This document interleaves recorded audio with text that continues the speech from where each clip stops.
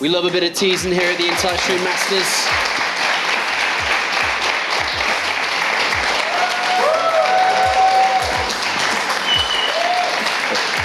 I think it's all for God. Like I said, maybe it got drowned out because of the clapping, but we do love a bit of teasing here at the Entitled Masters. That's why Rotterdam's here. Welcome to the desk again, boys. A lovely purple shirt. Thank you, I had a purple one on yesterday, I think it was. Purple is a great colour for these shirts. Especially on you, Sean. It really brings out your eyes. Really? Yeah. No, I always think black does. But if you say so, Rotterdam, you are the man with the style. Every time I'm here with you guys, like... You're just the other one. I get it. The cringe is like maximum. You're the third leg in this relationship, Todd. I'm so sorry. Let's take a quick look at the bracket to check in with it as we've reached the halfway point of the day here on Saturday in the quarterfinals. We have the first semi, Sue and Fantasy, determined for tomorrow. And now it's time to go to the second half of the day. 2 best-of-5s remaining. It's Nerchio versus MMA coming up next. Team Acer go head-to-head. And of course, later on is the big one, 4GG versus Innovation. But let's get our head around this match coming up. This is a match we've seen a couple of times in the past now. And it's never, ever gone in favor of Nerchio, Roddy McCoddy. All right, but I mean, this is still the match that I was looking forward to the most at the start of the day, even though the TvZ looks, of course, incredibly sick. But I really hope that we see some old school Nerchio magic. Like 2012 Nerchio, we could pretty much put him up against anyone, and he would always put up a good fight. He even made it to the finals once of an Intel Extreme Masters Cologne. That was 3 years ago. Back then, he lost in the final against MVP, but he has been an absolute beast. And he looked so good in the group stage, man. He looked surprisingly good. It wasn't even undeserved or that he sneaked his way through the group stage. Like, no, he deserved to win that group. He was the best player in that group on that day, and I really hope he's going to put up a good fight.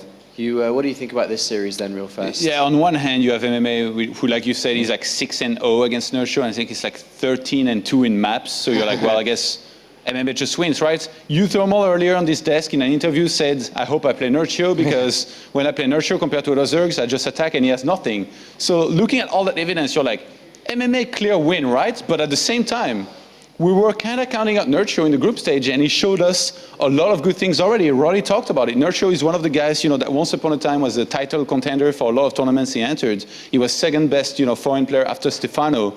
And he definitely has some fire in him. He's already showed it in this tournament. So can he find that again and beat MMA? It's going to be hard, but it might be possible. All right, well, we'll see if the possible can come true here. Let's talk a little bit about MMA then. So MMA, he's played in multiple Entitled Masters tournaments. This is his 4th one, actually. He's been a 2-time semi-finalist, which is a great record to have in the Entitled Masters. And he's 1 step away from getting another one. But in this tournament, he hasn't looked the best. And in his recent results and recent couple of tournaments, he also hasn't looked the best, and that's then reflected into his current standing in the WCS ranking, his recent finishes in tournaments. Why is he not quite the same player he was just 6 months ago? Yeah, I'm not exactly sure, because when he moved back to Korea, a lot of people did not expect to hear a whole lot from MMA anymore. They're like, yeah, it's great that you got runner-up at BlizzCon last year, but yeah, that was a great run and that could happen once, but you got most of your points by beating up on foreigners. So when you go back to Korea, man, you're going to have a very rough time. Made it into the semi-finals of the GSL in the first season. Yeah. Like, such a great run. So from that point on, I was like, man, I love it, because I have always been a little bit of an MMA fan. He's just such a cool guy to cheer for, and he was proving all the doubters wrong at first, but now I'm really not sure what to contribute it to. And I agree with you, by the way. In the first day, he didn't look flawless at all, and he played against Sue, correct, in Group A, and it wasn't close. No, it wasn't even remotely close. So maybe Nerchio can even take some pointers from those games. He made a very interesting tweet actually back then when he had the very good GSL run that he had not too long ago. He wrote something like form is temporary, class is permanent, and I think that's, I guess, describes him pretty well. He's been around forever. He had some epic games against Don Gregu and Metalopolis back in the GSTL, the good old days. He was one of the first guys, to be very consistent with everything, his upgrades, his macros, his drops. And he's still there today. Not doing nearly as well, but he also has a lot of potential, and we all know that. Yeah, it feels like he's lost a bit of spark. I'm not sure where that's gone exactly, but when you look specifically against Zerg, he's having trouble recently. His stats on the internet are bringing him down when his matchups come against Zerg. He's trying mech, it's not working. He's going back to bio, he's losing. It seems like he's lost there, Roddy. Yeah, definitely a little bit. But what Todd said as well, MMA is kind of category bomber Polt, you know? Every now and then you think that, okay, their glory time is kind of over, they're still good, but they don't really have the X factor anymore. And then they prove you wrong time and time again. But I do agree with you, over the last few months, it just didn't look super impressive, and in particular against Zerg. Well, his opponent, a Zerg player, if you didn't know, of course, Nerchio from Poland. He's played in more Intel Master tournaments than anyone else. He's been around forever. Of course, you mentioned he's a finalist a long, long time ago, back in 2012. He here stands today again in another Intel Masters tournament. And to be fair, didn't have a lot of hype around him coming into this tournament. But when we actually saw him play, he kind of just said, hello, do you remember me? I used to be one of the best in the scene. And even in the interviews I conducted with him after, he said, I actually still consider myself one of the best. I don't know why everyone thinks I'm not. It goes back even further than that. Most people did not expect him to qualify. Nerchio qualifying, making it through those European qualifiers that are often pretty damn stacked. Because, of course, as soon as you qualify for an Intel Extreme Masters, that's guaranteed prize money. And Cologne is also such a convenient location that pretty much every single European wanted to be here. So they all signed up for the qualifier, and he made it through. That was already surprising on its own. And then in Group D, he looked great. And yeah, I like it when Nerchio is still a little cocky, a little arrogant, because he has all the right to be so. He has won over $130,000 playing StarCraft. Not many foreigners can say that. And he's had a bit of success in Zerg vs Terran in the past. He's won tournaments on it. He's had high finishing results on it as well. And the matchup hasn't changed really at all in recent times. Of course, there is these very fast, aggressive Hellbat pushes, but he knows this matchup inside out, Todd. Yeah, he does. And the thing also, like, I think one of the very important things here in StarCraft is that when a player doesn't play that many tournaments and you kind of falls off the surface here of StarCraft, people kind of start counting him out. And it's kind of what happened, I feel, with Nerchio, where he still plays a few online tournaments, but not that many that people will actually like see him as an active, pro gamer that's doing really well. So they're like, yeah, he's probably not doing that well, right? I think he's currently ranked 1 or 2 in the Takes tournament, Lotus, Legacy of the Ultras. So he's doing really well. That's a pretty, that's a single group with a lot of good players. So he's been playing a lot of Legacy of the Void, which, to be honest, even though it's different than Heart of the Swarm here, he's probably had enough time to, refocus on Heart of the Swarm, really think about his games hard, and it showed already how well he played earlier in the group stage. And what I think is important to mention as well is that even when he's playing a lot of Legacy, Nerchio is a very active member in this community. Like, open up any report on Team Liquid, Nerchio will be there. He's always commenting, he's always watching, often tweeting it as well. So even when he doesn't play that much Heart of the Swarm, he's still watching it all the time. And it's not like his mechanics are getting rusty, because he's still playing the same game. So of course he has to tweak his, his timings a little bit, but he's still got it, and he definitely still has the knowledge and he has the mechanics to execute what he wants to do. All right, thank you very much, gentlemen. The game is ready. It's time for the third quarterfinal of the day. 2 teammates go head-to-head. Only 1 slot available to go to Gamescom for the top 4 of the Intel Extreme Masters. Welcome back to the casting desk. I am Pig, and joining me is Moonglade. How are you feeling going into this game, Moonglade? Oh, I'm very excited for a Terran versus Zerg. We've seen a lot of the other matchups so far this tournament in general, but we haven't had a really juicy Terran versus Zerg just yet. And I think we are going to see it with these players because they are teammates, and I think it's going to be a pretty close one. Yeah, I mean, the guys on the desk were talking about the history. Like, MMA has never lost a set to Nerchio, but most of that was in 2013 and 2014. They've only played once this year. It was a 2-1 win for MMA, so going in here, it might actually be the time where Nerchio can come out and pull us into some big, meaty macro games. Yeah, Nerchio's kind of came out of, I wouldn't say he came out of nowhere, but he's certainly had a lot more success in those earlier years as well. Now he's back. He's made it to the round of 8. Same with MMA, and I think it's going to be pretty close. All right, let's hop into Coder and see where these guys go. A very important Zerg vs Terran match here. Our Terran representative playing for career. Spawning here on the right-hand side, it is MMA. Been a long time since we've seen some success from MMA in a big tournament. And up here in the top left, we do have the red Zerg player. He is Nerchio.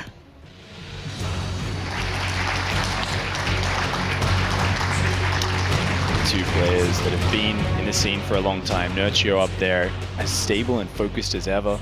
Always looking very calm and in control when he's playing on the stage. Definitely some of the most experienced players we have here in StarCraft 2 as well. Both coming around near the start and both having a lot of success, especially in their regions. For MMA, as they were saying, you know, he wants to get back on top. He had such a great, fast start to the year with that top 4 finish. Last year was fantastic, runner-up at BlizzCon, but I think this is one of his opportunities, you know, with some early kind of knockouts in Season 2 and 3 of Star League and GSL. He really wants to come here and show what he's made of once again. Yeah, he certainly took a pretty big break this year. After that initial GSL run, he kind of like took a step back. He didn't find the success he had. Certainly looking at this as a big opportunity. So we see these builds start to unwind. We are seeing a pretty standard sort of Reaper opening and just a hatch first. Yeah, very good choice on this map for both players. The Reaper opening being quite strong as the Reaper can hop up that ledge into the main bases from very early on. And, you know, going for that hatchery first, very typical so far. No sort of early pull first build. Nerchio actually following up with a 15 pull, so he's gone for a slightly faster one. He knows that MMA is such a good micro player, so he's going to make sure he's got those Zerglings out plenty early. That's right, and you know, it is Nerchio after all, and if one thing we have seen, you know, yesterday in previous matches, he's a very safe opener. He's never really taken many chances. With his build orders, he wants to take it to the late game. That's where he's always, you know, kind of swinging towards. If he can get there, he's in the most comfortable place he can be. Oh, look at this. Nice, very safe play from Nerchio. As you were saying, the drone coming out right at the timing to check, is there a proxy barracks out here? Are there any SCVs or Marines coming in right now? He's just being completely safe because he knows MMA. MMA in the past has found a lot of success against Zerg by mixing in those 2-Rax plays. 2-Raxes, proxy Reapers, a lot of cheeky play does come from MMA, and Nerchio just looking for that peace of mind early game so he can, you know, try and transition later and later and get to where he needs to be. I like how Funker just showed us the command center. MMA actually opted to put that on the high ground, maybe expecting some early Zerglings out of a pull first build. The Reaper is now going to come in, actually getting quite a bit of damage done on these drones. He's going to pick up 1 drone kill. Very, very nice to start the game. Kind of a surprise as well, you know, it's usually kind of unheard of when you see these build orders, especially when you see the timing of that spawning pool, that a drone would go down from just a single Reaper opening. A little bit of an error at the start from Nerchio. MMA microing impeccably here with this Reaper. Does pick up another Zergling kill as well. This Reaper doing everything it wants to do. Putting pressure on the Zerg, forcing him to be distracted from his macro, and just being as annoying as possible while gathering all the information. He's staying in the main base because he wants to spot, are you mining gas? Are there any cheeky plays you can try to do here? And even forcing more lost mining time on those drones. And you know, every kill he gets, or at least every piece of damage he does, every building he forces to be made to save the drone, it's kind of getting into Nerchio's head just a little bit. It can be a very frustrating start to a series, especially if you're dropping drones to a single Reaper harassment. We can already see the 3rd Queen isn't out very fast, but oh, a really nice catch there with the Zerglings from Nerchio. MMA getting a little bit too cute. He really annoyed Nerchio a lot there, and guess what? Because he was so distracted, we didn't see it on screen, but Nerchio forgot to pull his Overlord away from the natural. MMA ran down there with his 4 Marines, sniped that Overlord down, and that supply blocked Nerchio. So we can see, look at this, he's got so much money and he's just stuck on 36 supply, just delaying his droning. And these little edges MMA is getting are looking very promising. Yeah, frustrating game to start things off for Nerchio, but he doesn't seem like the kind of person that's going to let it get to him, at least after 1 game. So we do see Link Speed finish up here. He should be pretty safe against any sort of Hellion aggression, at least on his creep. So that creep is still in its very infant stages in terms of coming out into the map. Only 1 Creep Queen and only 1 Tumor active. Nerchio feeling threatened here, feeling like he's a little bit on the back foot, is going for that fast spine crawler there. And because that early Overlord died, keep in mind, Nerchio has no idea what's going on in MMA's base. If we look at his vision, he sees absolutely nothing here. Or for all he knows, there could be a big Hellbat attack coming, there could be Banshees, and this puts Nerchio in the awkward position of having to prepare for just about everything. Yeah, when this is actually the worst kind of place to be as a Zerg player at this stage of the game. Is it going to be 3 command centers? Is it 2? Is it a 2-base timing? Is it a mine drop with Marines? You just don't know until it actually starts to get onto your creep. It starts to move onto the map, which you do not have any map vision of, apart from these Lings running by. Absolutely. The Zerglings, though, did spot the medevac coming, and they are running into the undefended natural. There was no complete wall yet, forcing a lot of lost mining time, forcing the Hellions to return home. Meanwhile, that medevac is boosting towards the main base. It is going to be heading in there. More Zerglings are on the way, but they're not out just yet.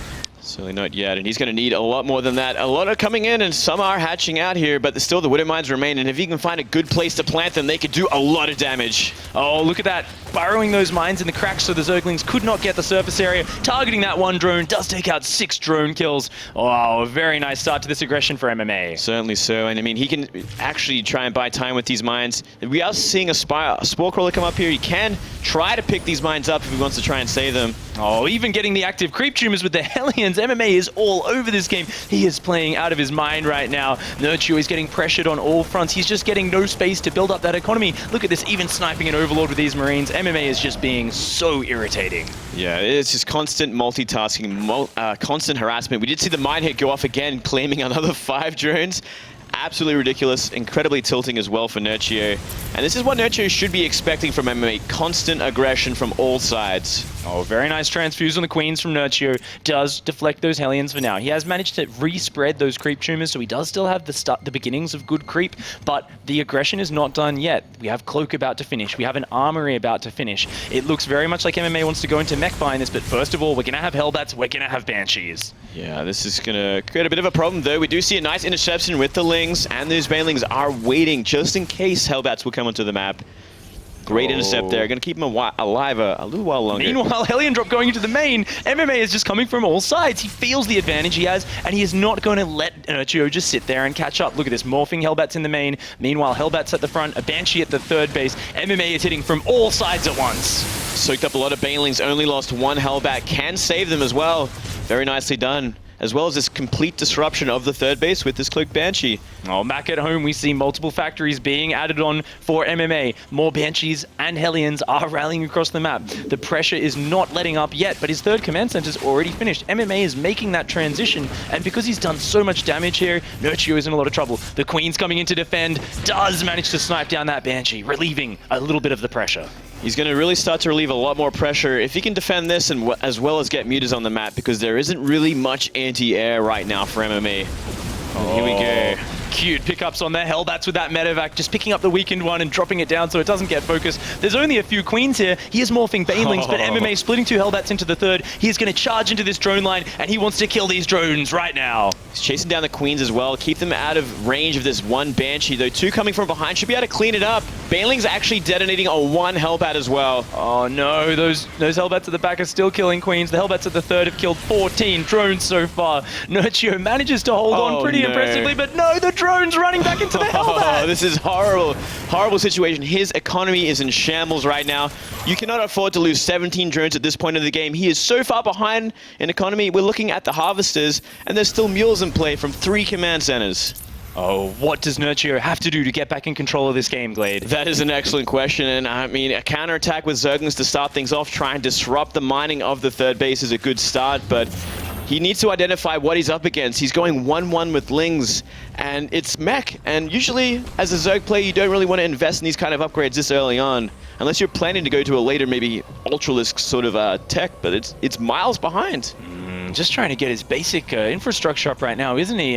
He's seen the Thors, he should know what's coming, but he's just very far down in supply. Looking to stabilize, looking to get his economy up, because that's all he can focus on right now. And we do see a Roach Warren coming down for Nerchio. Seems like he may have just identified. It's like, okay, I know for sure you are going this. I probably need roaches on the map to help out against these Hellbats. And this is a good start for Nerchio to try and come back into this. He kind of has to take a step back, cool down a little bit. He's been under stress this entire game long. He's starting the creep spread again, stabilizing with his economy.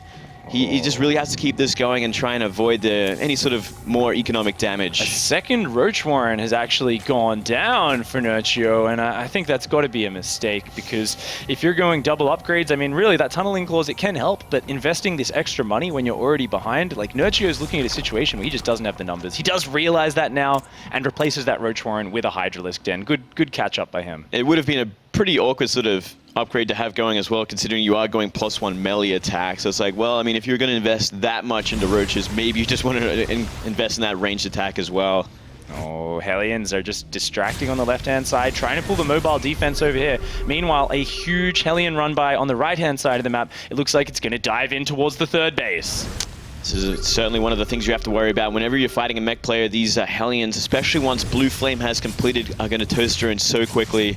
denying the creep as well with these Hellions is a pretty big play, pretty important play. If you can deny it as much as you can, especially as a mech player, it's going to make the engagements later on so much simpler for the Terran player. MMA is got his eyes set on the semi-final. He's already looking to his next opponent. He is looking at this game and he's saying to himself, I have a huge mech army, you have nothing, I'm going to push across here. And Nerchio has done what he can to try and catch up here. He has Roaches, he has Hydras, he's morphing some Banelings. But when you are down 40 supply against a mech army, I mean, this mech army is so efficient. Every bit of supply in that mech army is worth a lot more than the Zerg supply. And look at that paltry force of Roaches. That's MMA right. is just pushing here. There's a great creep spread, but creep spread alone cannot stop this mech force. This is the end result of what happens when you take so much economic damage early. The Terran can run away with it like this and set up for huge pushes like this. Nerchio might just be going for this one last stand here. Oh, a great flank with the Roaches from the side. A couple Banelings coming in. These Hellbats at the front are just taking so long to die. They're killing so many Roaches and Hydras, and those tank volleys at the back just split the Zerg army to pieces. Just complete cost efficiency here. The perfect composition against what he's up against. You know, pure Roach with some Hydra, some Ling Bane. Not going to do much against Thor, tank, Hellbat. No, not in these numbers anyway. Roach is coming in these small numbers. Nerchio's trying to hang on. He's not willing to give up yet. He is in a desperate situation, but MMA is looking to take a very quick 1-0 lead in this set. A very commanding game one. He wants to close this out in these next minutes. He's sending a message right now, and that message is, I am way too strong for you, and I plan to go mech GG. As I said, go mech. I mean, MMA is not really the kind of player to go mech. We've been seeing it more and more recently, but it's a new addition to his strategies. Yeah, his repertoire is kind of being expanded there. And sometimes a player just feels like, hey, this style is really good. And even if it's not where my roots lie, I'm gonna practice it. I'm gonna get really good at it. MMA's been playing it in the other matchup as well. In TvT, the other matchup where it's viable. Right. I really look at that game that we just saw as Nerchio being a little bit slow off the jumping block, like a little bit slow to start off the race, losing a drone early on, even though he caught that Reaper eventually, he lost so much mining time. It was annoying him, forcing delays. He forgot about his Overlord at the natural, it got sniped down. And from there, it just felt like he would have needed to play a really crisp, clean game and almost outplay MMA from there. But MMA showed as soon as there was like that weakness and he had that little bit of extra room, I feel like MMA spiraled out of control and he just had too much leeway to multi-prong. Yeah, when you kind of have that control of the game as a Terran player and you are doing that economic damage, it gets very comfortable. He's looking very confident. I mean, it is only game one of a best of 5, so you can't read too much into it from both players. Very important to stay calm at this time and focus on that second game. Don't want to let it run away from you just yet. MMA's had his ups and downs in his career, and he wants this tournament to be a new rise in his performance. He wants to do really well here. Let's hop into the next map on Terraform and take a look at what he can do. Spawning up here on the top left-hand side of Terraform, we have our Terran representative from Korea. It is MMA.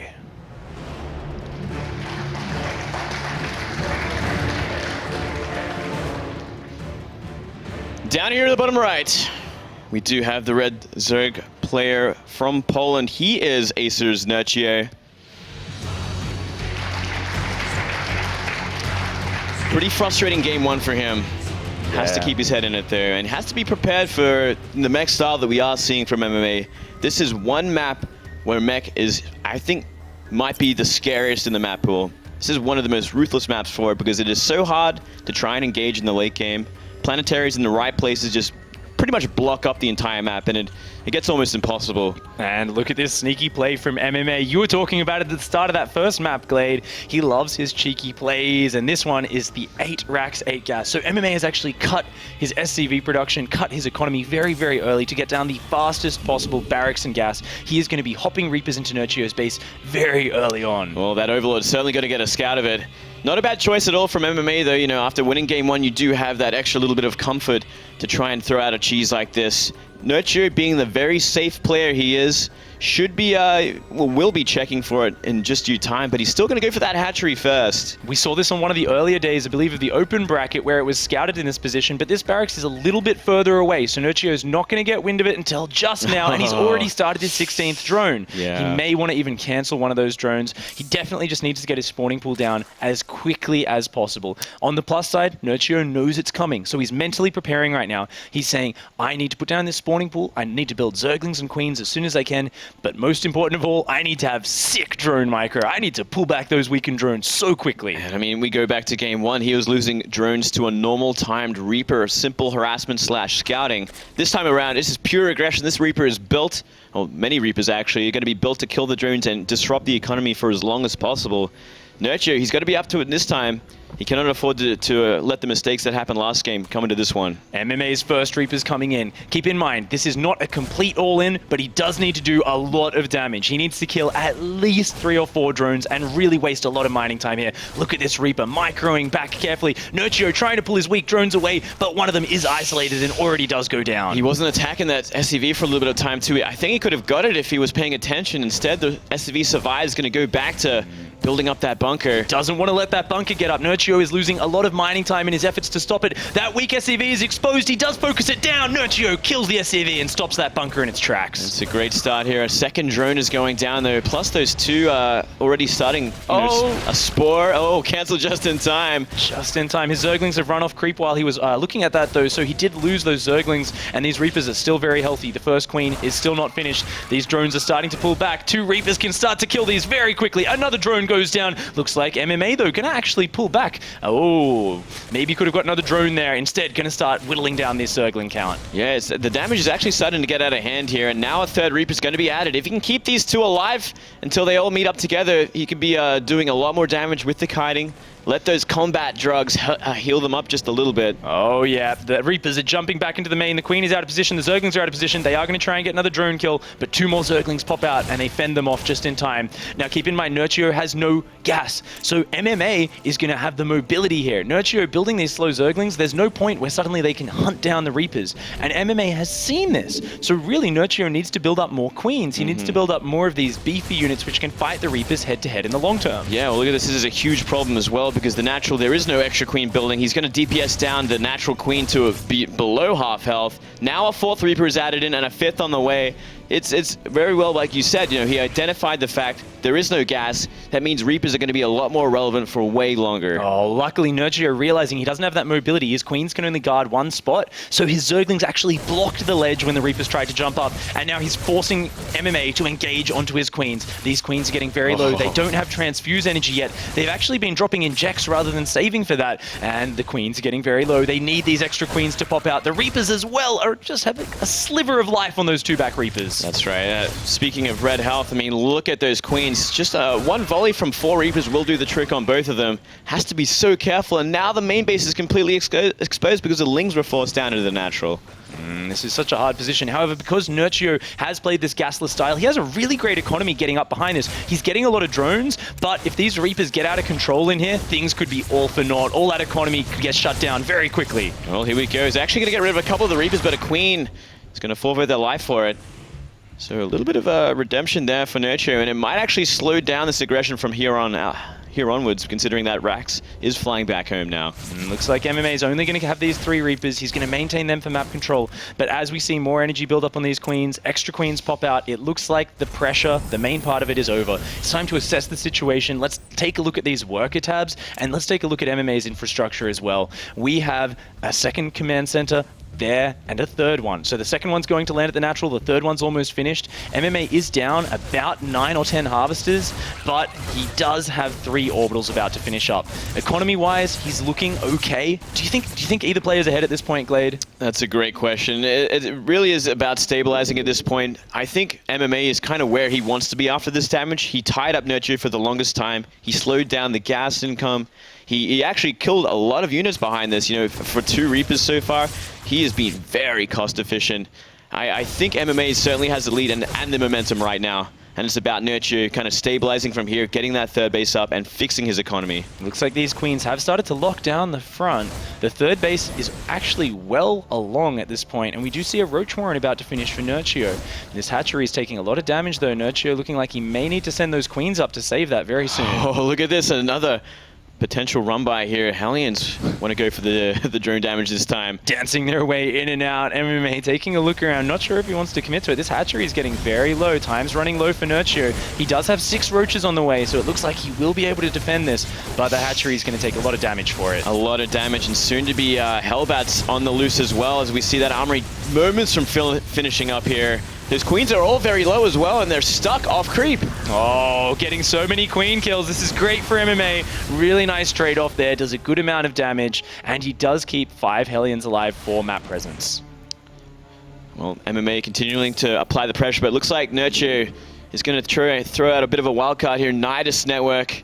Where can he throw it, though? You know, he doesn't really have any vision on the map at all. And with this Viking denying Overlords, it's going to be very tricky to find a good Nidus location. Gonna need to see an Overseer. This Overseer, this is the guy whose mission it is to spot for that Nidus. He needs to find the hole in MMA's vision and drop that Nidus worm, at which point we'll see Nerchio flood out roaches and lings. That's his plan. First of all, though, MMA has plans of his own, coming in with this Hellbat attack. Well, it's going to be ambitious considering how many roaches are now on the map. This actually might even give away the style and the strategy of what Nerchio wants to do, and if that didn't, this Medivac just might.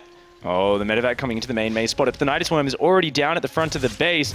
Oh, MMA is actually building so many Hellions and actually going to Banshees at this point. He doesn't really have any siege tanks. He doesn't have any of those big anchoring mech units which will shut down this sort of Roach Queen Nidus attack. This is such a brilliant decision making from Nerchio. I mean, he saw the build, he saw the commitment from MMA, and now this Nidus is up and running. We only see 2 queens there so far, so maybe if he can get enough Banshees, he might have a chance at defending this. Oh, but this is so many roaches coming in. Those Hellions don't do anything here. Already routing the natural. MMA evacuating those SCVs. He says, this ramp, this is my strong point. I hold this ramp or I will die trying. He's sitting there. He's going to be using a lot of SCVs as well, these Hellbats, to kind of buffer for this Banshee. And behind, I think we saw an attempt on that Nidus with these 4 Hellions. Oh, the Queen's there shooting down the Banshee at the front. MMA trying to drop Hellbats on here, but he's even transfusing the Roaches. Nerchio is saying, I know your game. You want to play mech. You will not be prepared for this Roach attack, and it is doing massive damage right now. Massive damage. That one tank cleaned up a lot of the roaches, but more and more coming in. The second tank comes out now and is still blocking the choke. Oh, it looks like MMA may actually hold this strong point.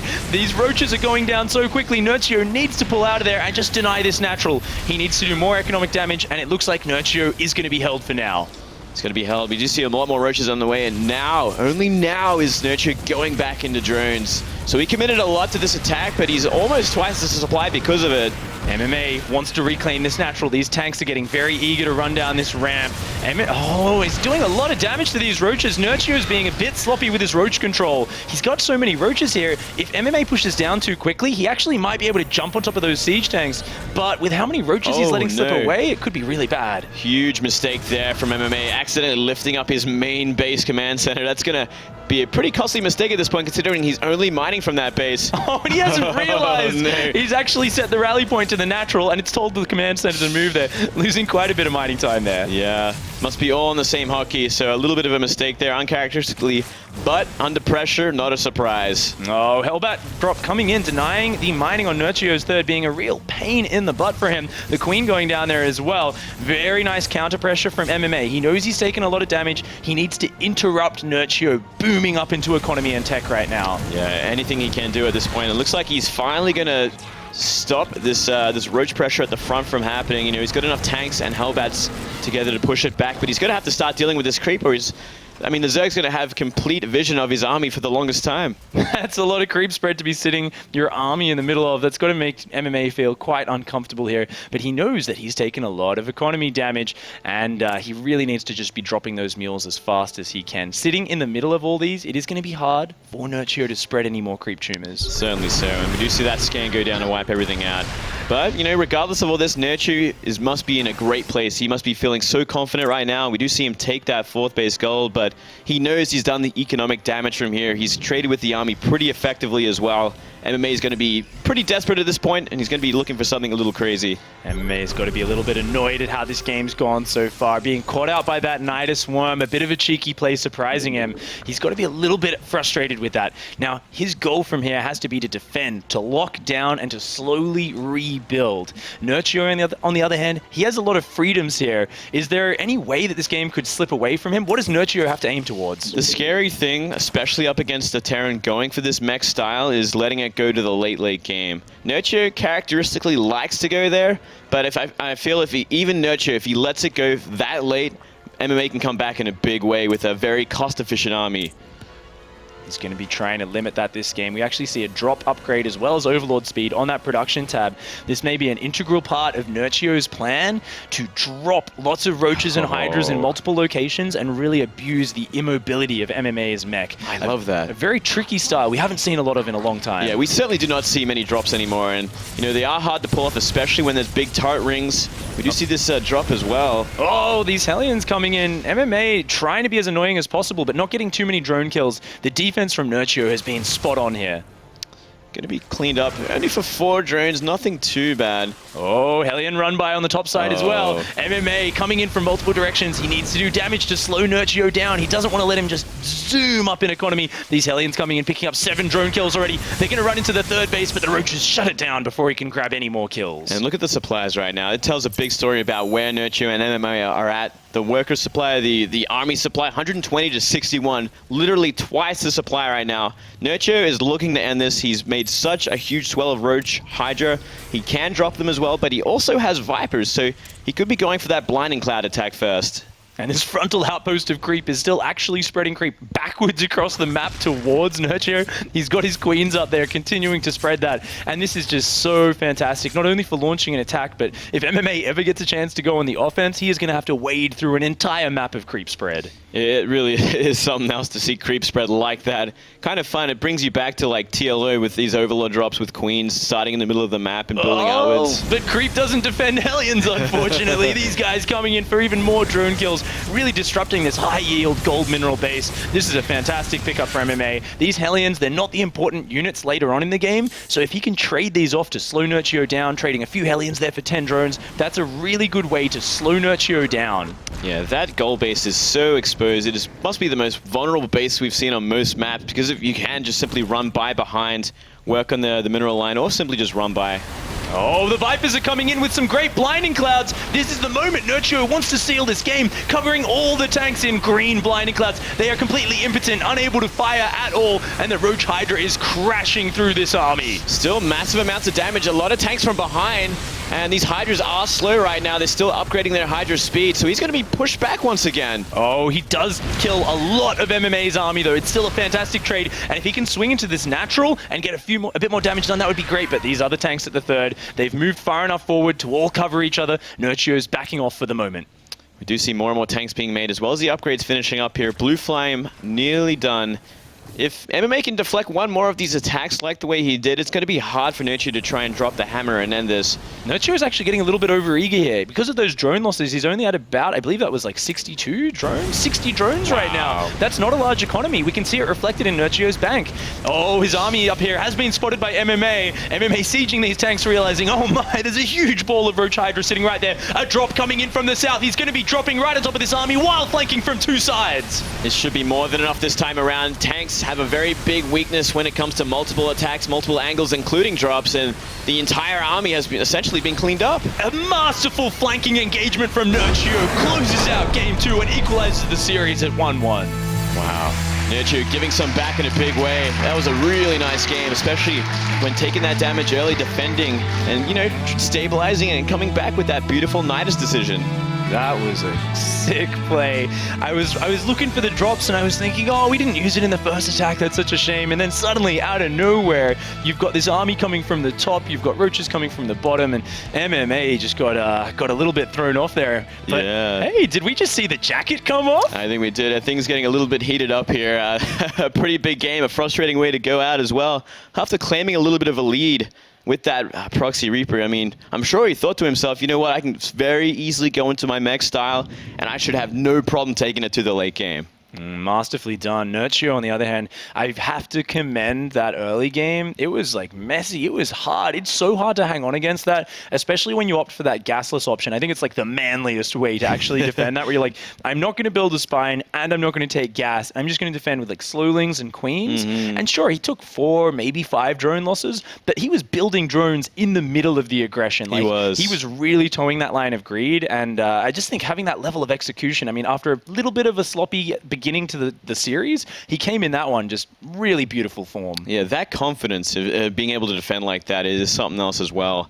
I must wonder, like, what if it was like something like a 2-rack sweep or beyond that? You know, what if MMA went full all in and just got the craziest amount of reapers out? Then things become a little bit more complicated for Nerchio, but I'm sure he knows MMA better than most people. May have been able to read into that. MMA there, looking like he's trying to collect himself a little bit. It's always this moment where you can take a really commanding game one, and sometimes you can get a little bit ahead of yourself. Maybe just be slightly careless, and maybe MMA is a little bit frustrated that he missed that Nidus Worm. There was that moment actually where the medevac kind of skirted just around the vision. So close. He's probably going to watch that replay later and really shake his head in disappointment. Yeah, it must be a bit of a blow to his confidence too, because of these guys' history and how in favor it is for MMA. You know, he's won, what was it, like 15? I think it was like 13. 13 of the last 15 series. It's like, that's a huge number coming into this match, and to drop the second game like that, evening things up, he's got to be a little nervous now. Yeah, he's actually never dropped a series, only a couple of maps to Nerchio right. here.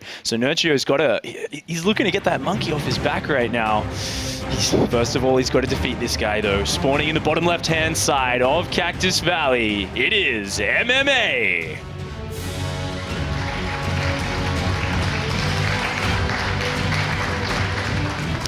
And now the Zerg player on a pretty comfortable map for his style, I have to say. In the red, he is Asia's Nerchio.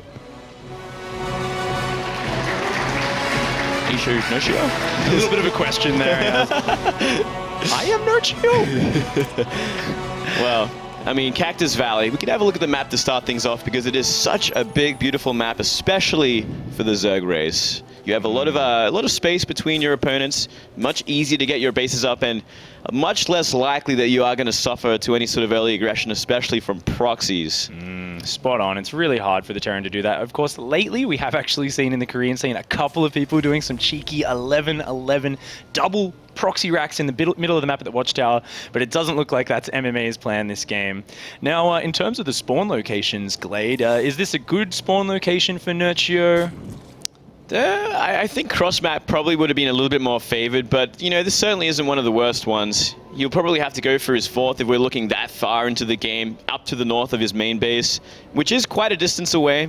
Most of the times he'll always want to try and expand as close as you can, but never towards the Terran player.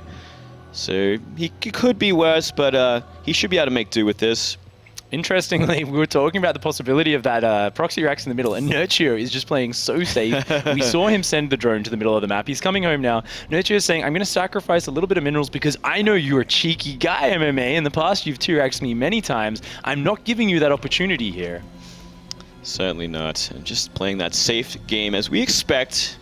On the other side, though, MMA taking a more greedy approach because of the map, you know. Terran also kind of favor from this, being it a 4-player map, so hard for any sort of rush to come his way.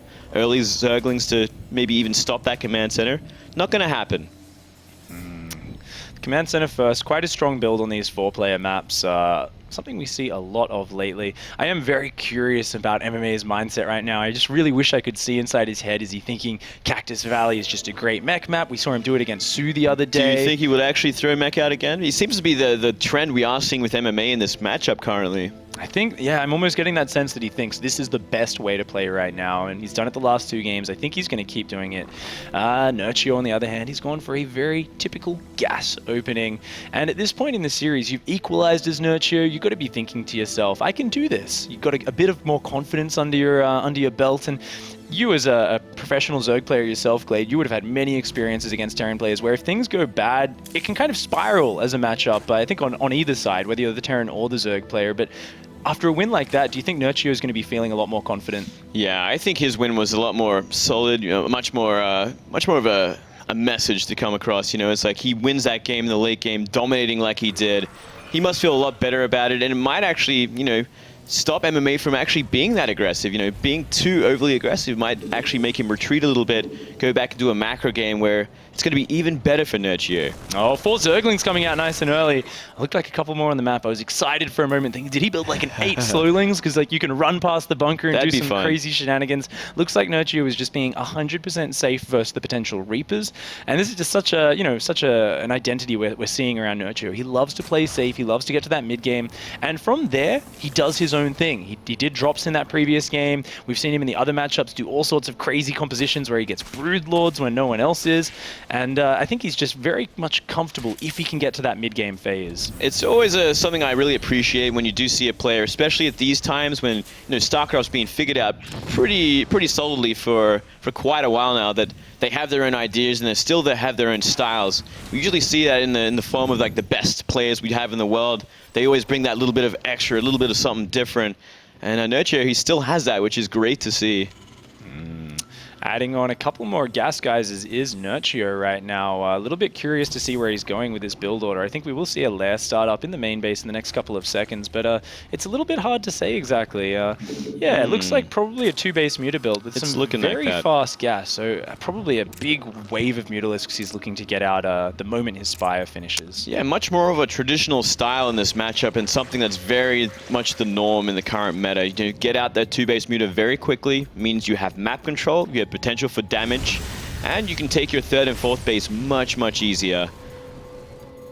On MMA's side of the map, we do see that he's added that fast 3rd command center at the natural, and now a double engineering bay, I believe in the back of his main base. So that's actually the most greedy build you can do as a Terran player. 3 command centers, off a command center first, then your upgrades before any extra barracks, and only marine production. This is actually very vulnerable to something like a Roach Baneling attack, and that's why we see MMA looking for that information with this scan, and he sees extra gas geyser, a lair, and he says, I don't think there's anything dodgy happening here. I feel completely safe with my options this game. He certainly made the right choice for this kind of matchup and this kind of build order matchup.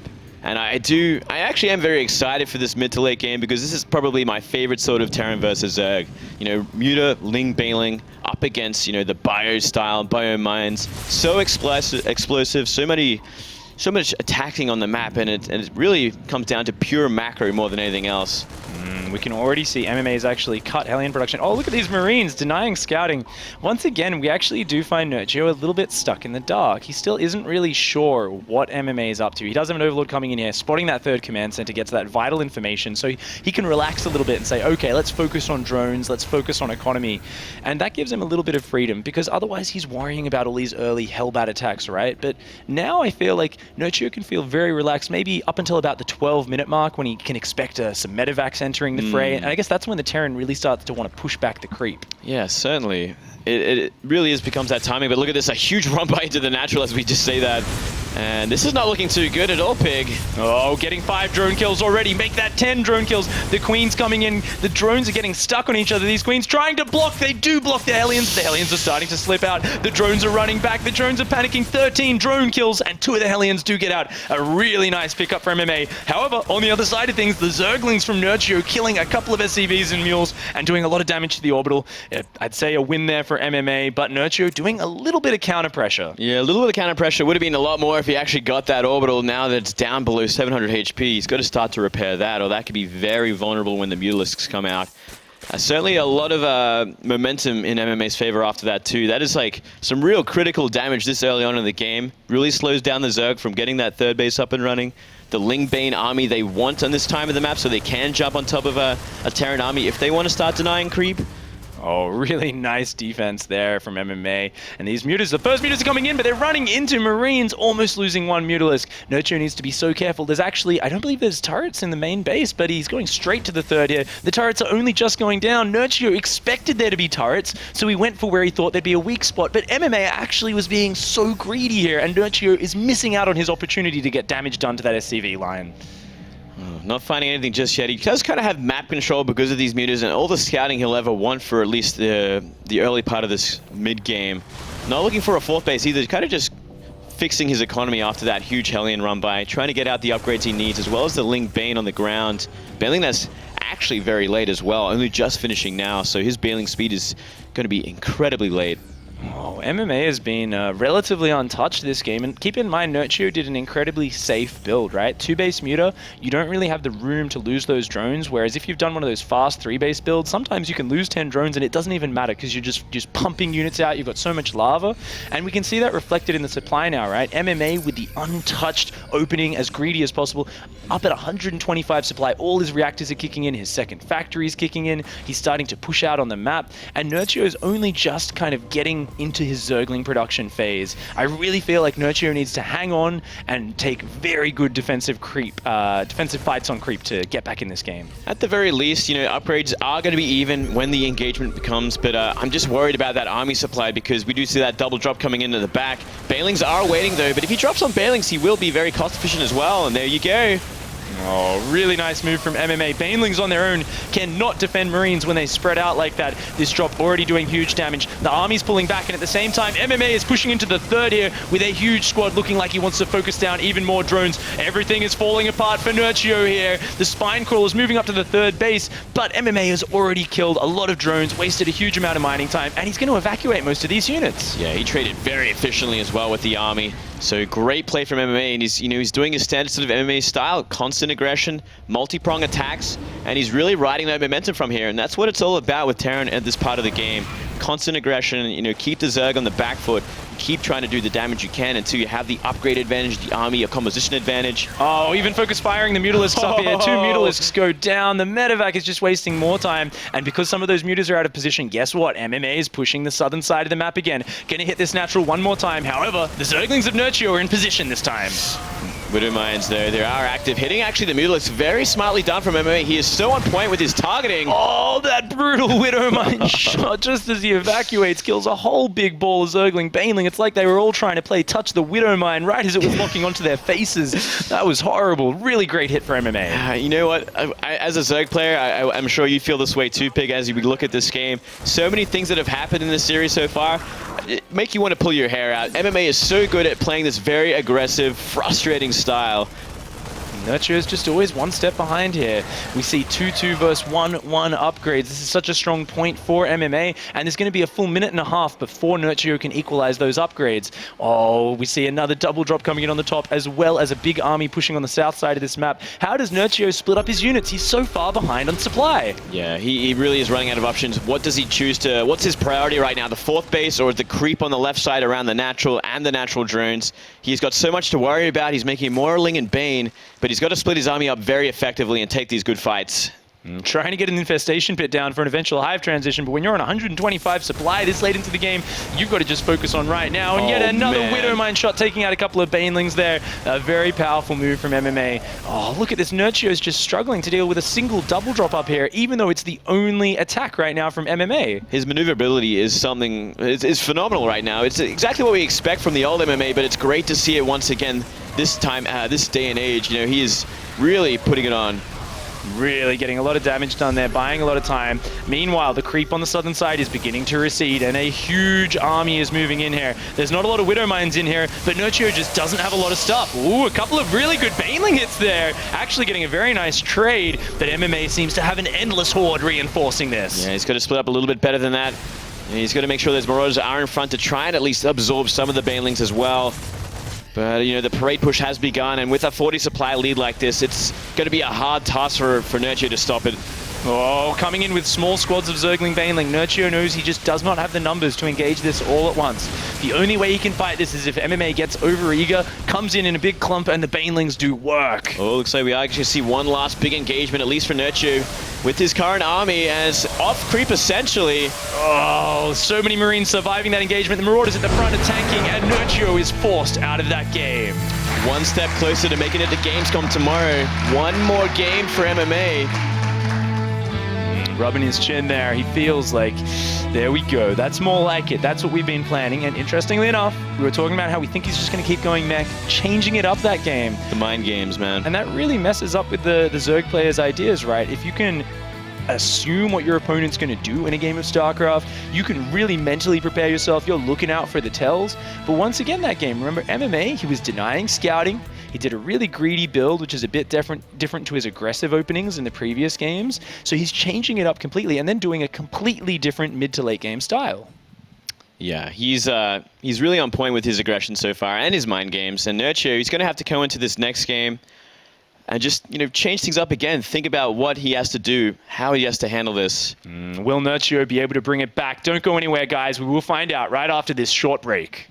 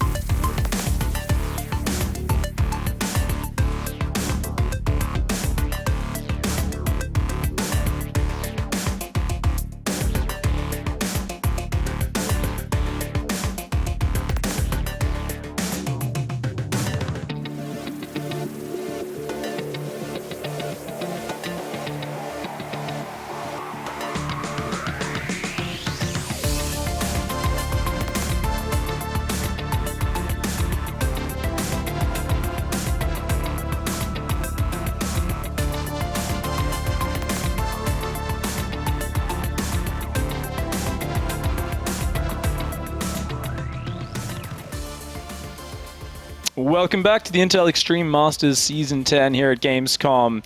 I am Pig. Joining me is Moonglade. We have just witnessed a few really cool TvZs. A bit back and forth this series so far, Moonglade. Yeah, constantly. I mean, it was really fun to see how it's turned out so far. MMA really showing some interesting styles. I love that he switched into Bio in that third game, completely throwing off Nerchio, and he just such impressive plays. He has such great control, which has always been one of the big things for MMA. Nerchio there. His face getting a little bit red, feeling the pressure. You know, you get in that situation where you're in game, you play one of those games, and the Terran players just pulling you this way, pulling you that. Nerchio's going to have to pull it together. We are going to be going into Iron Fortress. And up here in the top right of Iron Fortress, we do have the blue Terran player. He is MMA. Looking deadly serious there. Does have to finish off his teammate down here. This guy from Poland representing Acer eSports. It is Nerchio. Yeah, MMA's been surprisingly serious so far this series, this whole series, and like before, like his persona, the way he was acting, he didn't really want to smile at the camera, didn't want to wink or do anything crazy. He was completely focused. He was lasered in on this game. He knew what he had to do. He knew it wouldn't be an easy one either, especially up against a teammate like this. It's always hard when you're playing against a teammate. You don't want to show too much signs of elation when you're winning. You don't want to kind of rub it in their nose. And at the same time, you're also very afraid, right? Because they know how you play. You guys talk about the game together. You've sometimes lived together or practiced in houses together in the past. There's always this fear that this teammate of yours, your friend, your buddy, is also the guy who knows your weaknesses and knows how to exploit them. Always. It's always a problem. And it's an interesting sort of thing to worry about with a game like StarCraft, which is based on like a 1v1. It's never really a team game, so it's quite unusual that there are teams out there. It makes sense for practice, but beyond that, it can be a pretty complicated relationship. MMA here opting for that nice fast command center first again on this big 4-player map. I think Iron Fortress is such a great map for these kind of greedy openings from Terran. Sadly for MMA, it is cross-map, so it's going to be a very long rally path. And we really don't know what he's going to be throwing at us. Is it going to be mech? Is it going to be bio? Is he going to go for one of those very economic openings again? Or is he going to go hyper-aggressive? And all those thoughts have to be running through Nerchio's head right now. Certainly. I'd be very surprised, though, if we do see mech on this map, especially from MMA. I mean, this map is probably one of the harder maps to try and get away with it because of how far apart the third and fourth base is. So difficult to defend, so difficult to spread your tanks effectively in all directions like that. And we did see, MMA going for that bio last game on a pretty big map. You can go mech on it, but you can really apply the pressure with the bio style, and makes much more sense on this one, I think. I think it does, and I love to talk about how, I think bio is a much better choice on Iron Fortress. The third's further away. And then so many players just decide to go mech on it anyway, especially there's this guy called Flash, loves to go mech every TvZ on here, and I'm always a little bit surprised. Oh yeah, Sky High, of course, as well. Great player from CJ. Very stubborn players will still do it no matter what. It's true. MMA, one of the more dangerous things as well is that he does do both. And I think that is the biggest fear that every Zerg player has, because it makes scouting so much more important. It's kind of so crucial. If the Terran player throws you off in the early game and you don't get a good scout off with the Overlord, then you find out later that you've been building the wrong tech, the wrong army against what you are going to be up against. You can simply just lose the game from then onwards. And it looks like MMA is going to be opting for a very early second gas, and what this means is he's most likely going to be going into Banshee play after this factory, and that's not necessarily an all-in attack or anything, but it does give him that air superiority, the ability to not only shut down any aggression from the Zerg, but also to apply very mobile harassment. Do you think that might just give him the option? Maybe he desires to go for the mech beyond this, because Banshee's always kind of lead on into something else like that, though. It's actually a really clean transition, isn't it? It's a very clean transition. Same time, though, you can go Hellion Banshee and go back into bio as well. Interesting kind of order of the buildings here.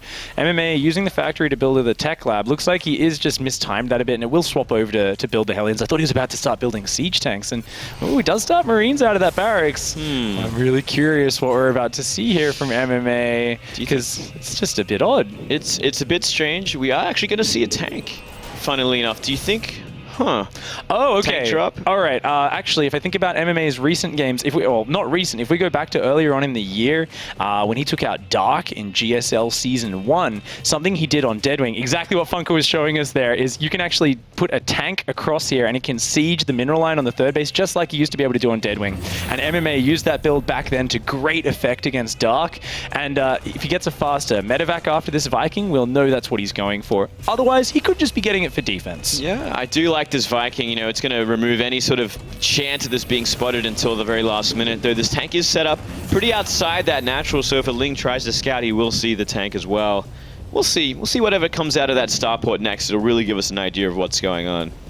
Casting our minds back to early on in the previous game, I think Nerchio is going to be thinking, there is no way I am letting Hellions run into my base again this game. Last game, he sent all of his Zerglings around the map for a bit of a counterattack. I think he's just going to be locking everything down. If we look at this, he's got some nice map vision. He's taking his third, and he's actually rushing up to his Spire very fast.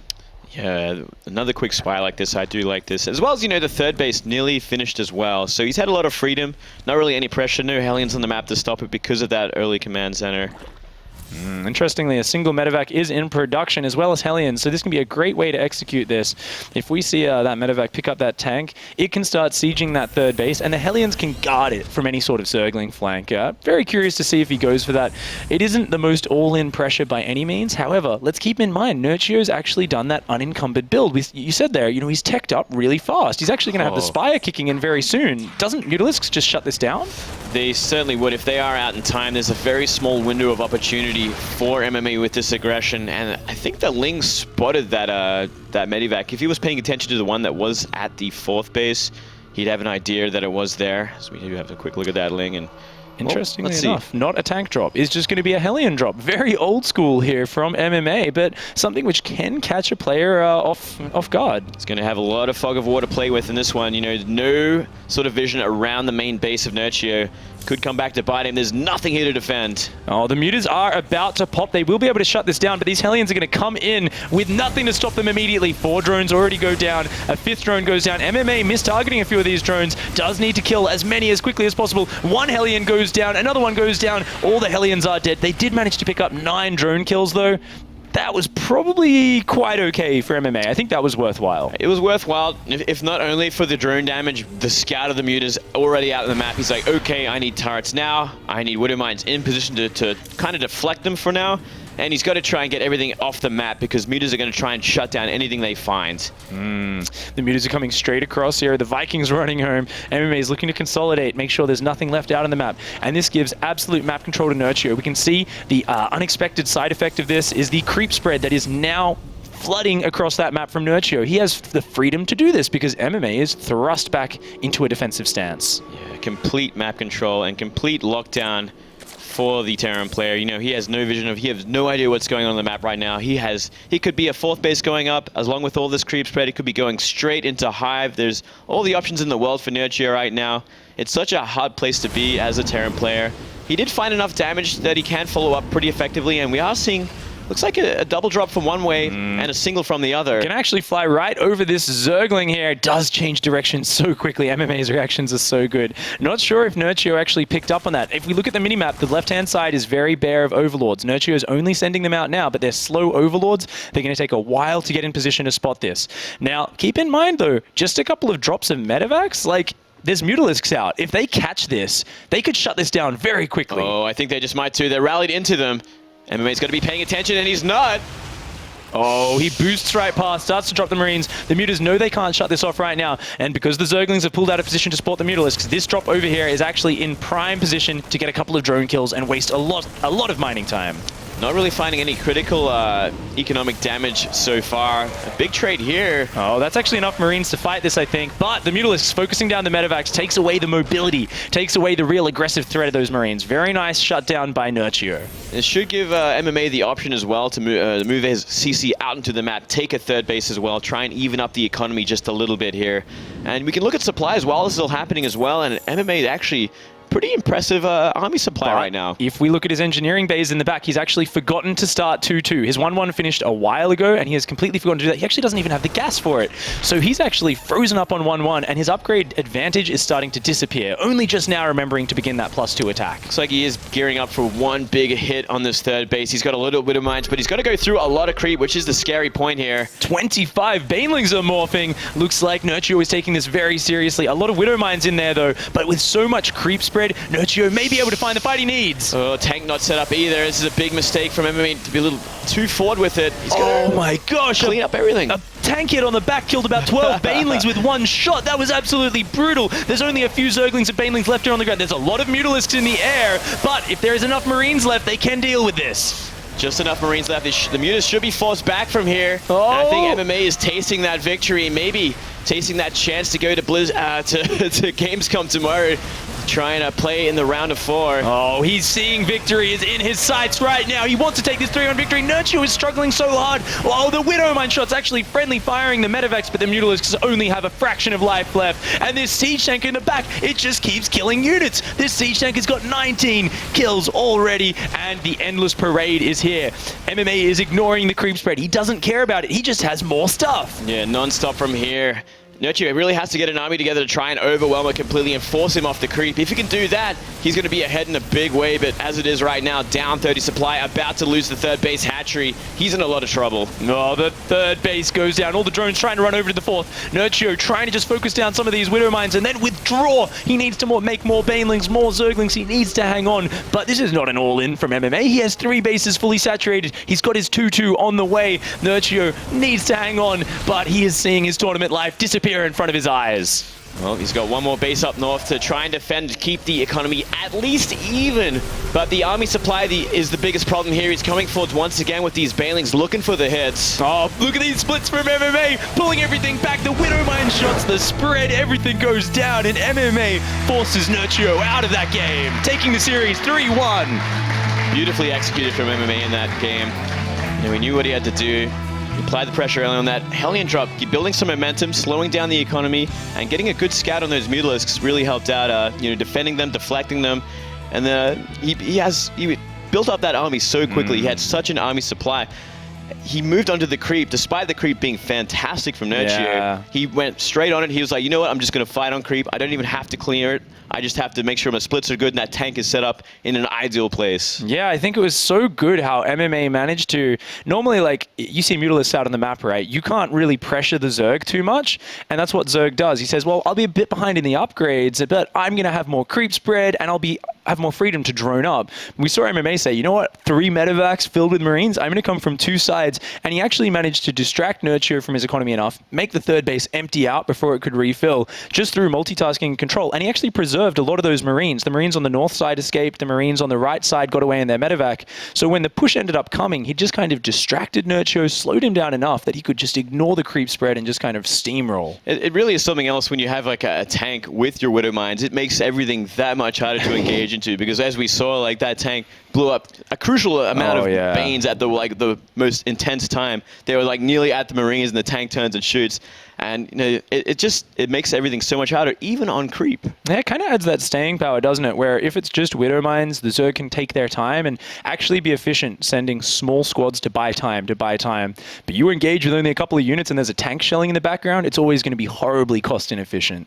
Yeah, certainly so. All right, guys. Well, MMA is ready for that winners interview. So, Sean, take it away.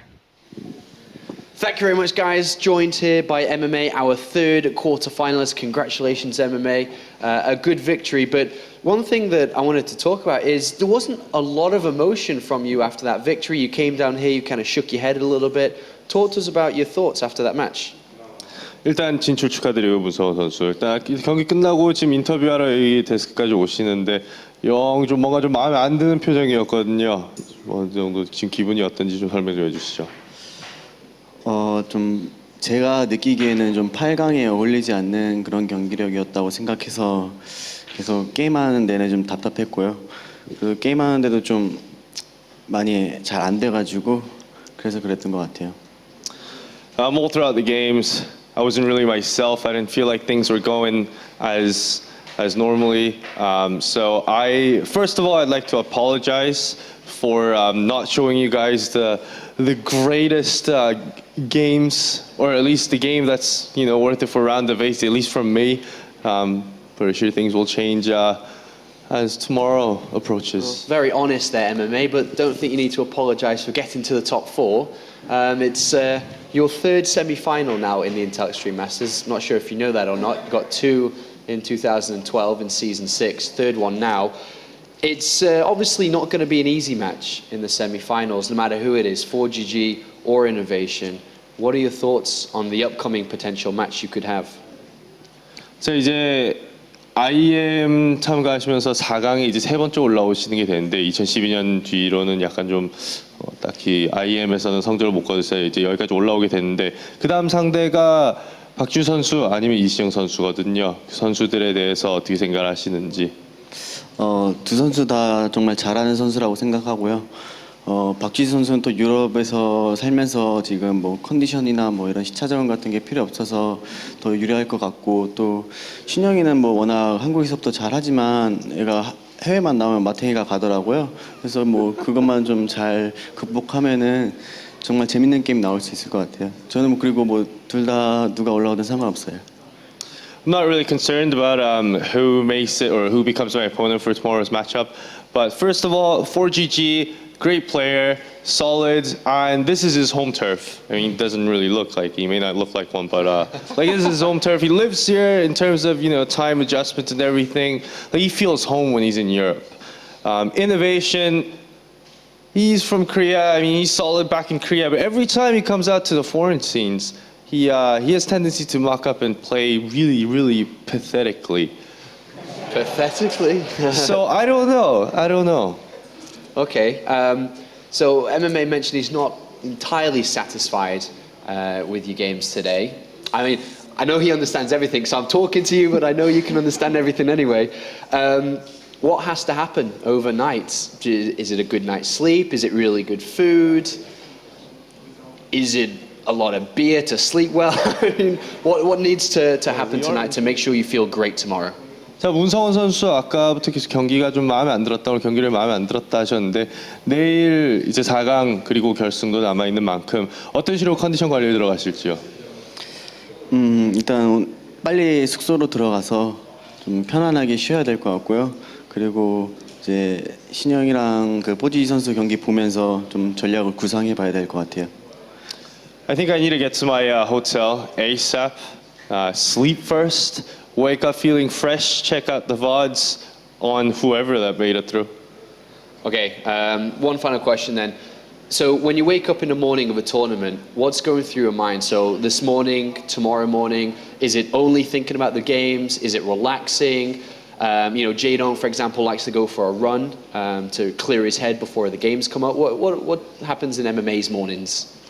경기 당일날 이제 일어나서 이재동 선수 같은 경우에는 한 바퀴 좀 달리기를 하면서 좀 정신도 좀 차리고 정신 집중하는 그러고 또 누군지 말은 안 하겠지만 아침에 일어나면 꼭 모닝 응아를 하러 가는 사람들도 있는데 컨디션 관리를 당일날 어떤 식으로 하시는지요? 저는 유럽 올 때마다 저희 그 친구 블라이랑 같이 방을 쓰는데 걔랑 저랑 좀 많이 극과 극이에요. 그 친구는 좀 선풍기 바람을 쐬면은 좀 되게 싫어하는 타입이고 저는 되게 더워가지고 선풍기를 꼭 쐬야 하는 타입인데 그래서 문도 못 열게 하고 저는 더워 죽겠고 그래서 지금 호텔 안에서 좀 많이 힘든 상황이에요. 그래서 지금 블라이가 오늘은 좀 배려를 해줘서 이길 수 있지 않았나. 오늘은 선풍기 키고 자게 해줬거든요. Normally when I come to European tournaments, I always share a room with Bly. Bly is absolutely an amazing guy, but here's a little thing. Him and I, we get together outside, well outside of the hotel, but inside the room, he likes to sleep in an absolute heating, confined heat. He likes to sleep with that. And I can't really do it. I need fan. I need cool breeze hitting my face. Today, actually, well, I guess that's last night. But last night he let me, have the fans turned on. So I think that's how I was able to somehow manage through today. And I'm pretty sure he'll do the same for me, tonight. So I guess It's with all the on Bly, fan on. basically. It's all on the Bly. It's all on the Bly. Bly, I know, I can see you right there. Fans are on tonight, mate. Thank you very much, MMA Fighting. Ladies and gentlemen, MMA makes it to the semi-finals and will play at Gamescom tomorrow. Congratulations once again, MMA. Do you believe now? Yeah, I Yeah, he believes. He believes. Hashtag believe.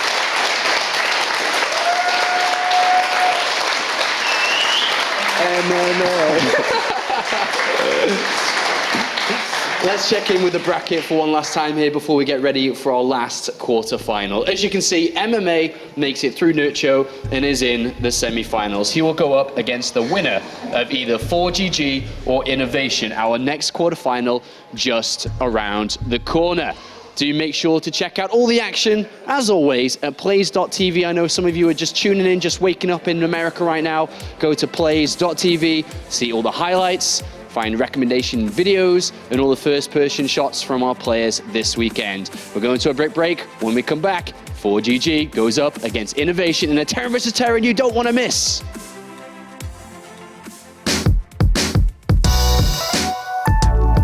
In the 18th century, Cologne became famous thanks to, well, Cologne. In 1709, the first eau de Cologne fabric was established by an Italian named Johann Maria Farin. In a letter Farina sent to his brother, he described the scent he created with the following words: "I have found a fragrance that reminds me of an Italian spring morning, mountain daffodils and orange blossoms after the rain." The most famous original eau de Cologne is 4711, named after its location, Glockengasse 4711. It was also developed in the 18th century by Wilhelm Mullens and is therefore one of the oldest still produced fragrances in the world.